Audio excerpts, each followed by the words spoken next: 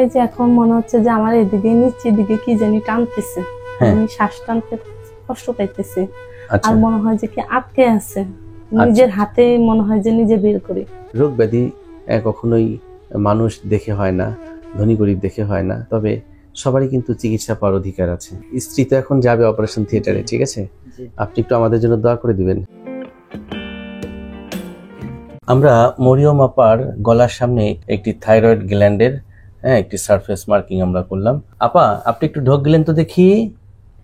এই যে নিশ্চয়ই খেয়াল করছেন যে ঢোক গেলার সাথে সাথেই একটি ফোলা নিচ থেকে উপরের দিকে যাচ্ছে। আবার একটু দেখি, এই যে নিচ থেকে যে উপরের দিকে উঠলো, এটা ইন্ডিকেট করছে এটা একটি থাইরয়েড গ্ল্যান্ডের সোয়েলিং। অর্থাৎ মানব দেহে যে থাইরয়েড গ্ল্যান্ডটি ঠিক গলার সামনেও থাকে, সেই গ্ল্যান্ডটিতেই একটি সমস্যা দেখা দিয়েছে। আর সেটা কি? একটি ফোলা। আর এই ফোলাটা কিসের ফোলা, সেটাকে নির্ণয় করার জন্যই কিন্তু আমরা কিছু পরীক্ষা নিরীক্ষা করেছি। প্রথমে যে কাজটি করেছি, একটি আলট্রাসোনোগ্রাম করেছি। আলট্রাসোনোগ্রাম করে আমরা দেখেছি যে তার ফোলাটা শুধুমাত্র ডান পাশে রয়েছে।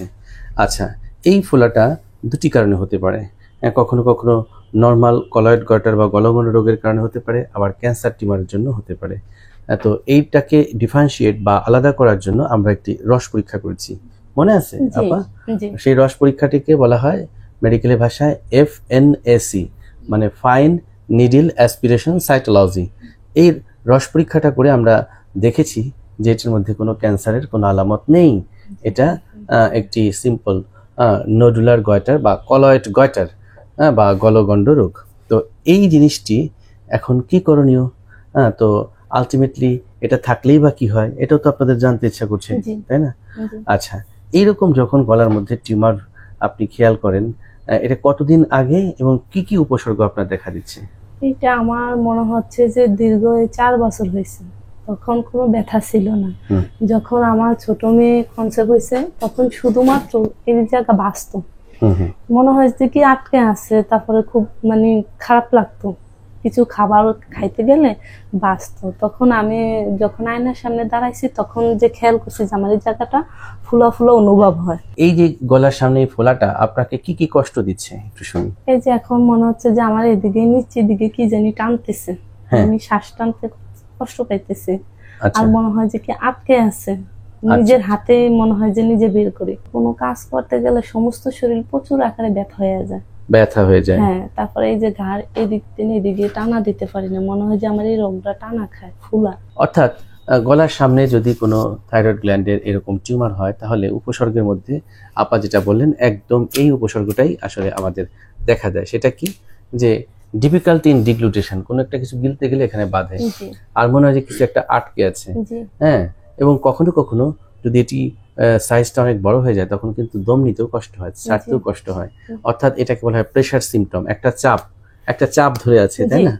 তো এই একটা সমস্যা। আর কিছু সমস্যা হয় যদি এই টিউমারটার কারণে শরীরে হরমোনালগুলো ইমব্যালেন্স হয়। সেটা হতে পারে কখনো কখনো হাইপোথাইরয়েডিজম, কখনো কখনো হাইপারথাইরয়েডিজম। কারণ এই গ্ল্যান্ডের কাজ হচ্ছে হরমোন তৈরি করা। তো যেহেতু এটার মধ্যে একটি গোটা আছে, তার মানে কি হরমোন প্রোডাকশন কখনো কখনো উল্টাপাল্টা হয়ে যেতে পারে। তো এরকম হলে, ইমব্যালেন্স হলে শারীরিক বিভিন্ন জটিলতা দেখা দিতে পারে। আজকে আমরা যে সিদ্ধান্ত নিলাম সেটি হচ্ছে আমরা এটিকে অপারেশন করব। অর্থাৎ আমাদের প্ল্যান হচ্ছে হেমিথাইরয়েডেক্টমি। হেমি আমরা কেন বলছি? যেহেতু অর্ধেকে সমস্যা, যে কারণে আমরা যেই অর্ধেকের মধ্যে টিউমারটি হয়েছে সেই অর্ধেকটা আমরা ফেলে দিব। অপারেশনের আগে আসলে অনেক রোগীরই ভয় থাকে, ভীতি থাকে, কিভাবে অপারেশন হবে, কেমনে হবে, আমি সাকসেসফুলি শেষ হবে তো সবকিছু, এরকম কিছু চিন্তাভাবনা থাকে। কোথায় কোথায় ভয় থাকে, কি কি প্রশ্ন থাকে, সেই বিষয়গুলো একটু আমি রোগীর মুখ থেকে সরাসরি জানতে চাই। আপা, আপনার মধ্যে কি কি ভয় কাজ করতেছে একটু শুনি। আমার মধ্যে কোনো ভয় কাজ করতেছে না। সত্যি?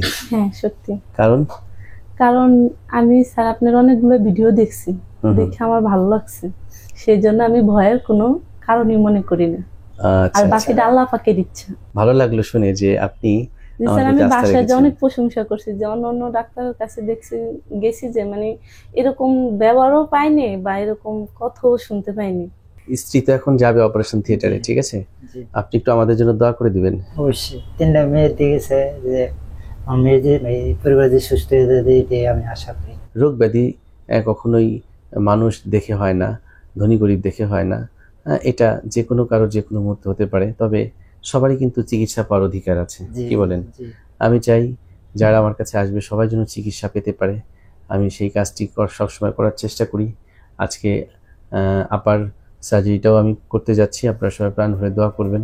হ্যাঁ, কারণ আপনাদের দোয়াই কিন্তু মহান সৃষ্টিকর্তা এটাকে মঞ্জুর করবেন, এবং আমি যাতে সফলভাবে এটি শেষ করে আবার নতুন একটি ভিডিও আপনাদেরকে উপহার দিতে পারি। ঠিক আছে? হ্যাঁ, okay. So my dear viewers, take care of your health also. Thank you very much for watching this video today.